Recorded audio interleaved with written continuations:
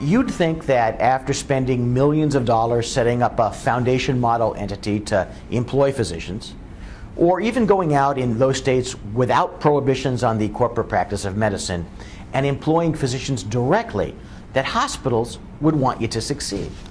Well, they do, sort of, but only to a point. Historically, physician practice was entrepreneurial.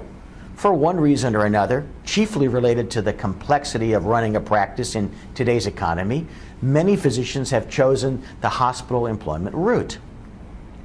But despite any assurance to the contrary, once within the hospital's bureaucratic model, the rules change.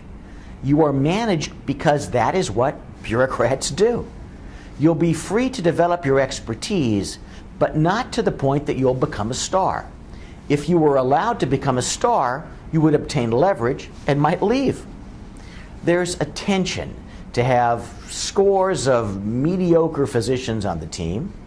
Entrepreneurial physicians and those striving for personal excellence are too much of a threat.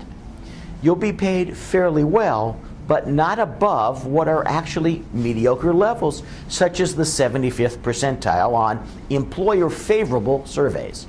At that level, you'll be paid more than most, if not all, of the bureaucrats in hospital administration, and paying you more will be viewed as unfair.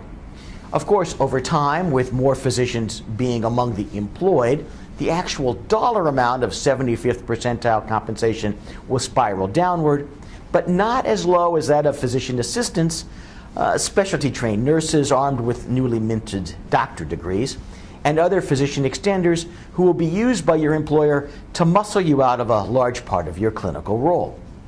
After all, to the bureaucrats in charge, even those bureaucrats in white coats, it will be done in the name of efficiency.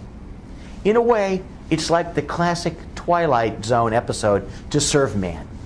You might feel that you are participating in something greater, but the reality is that you're on the menu.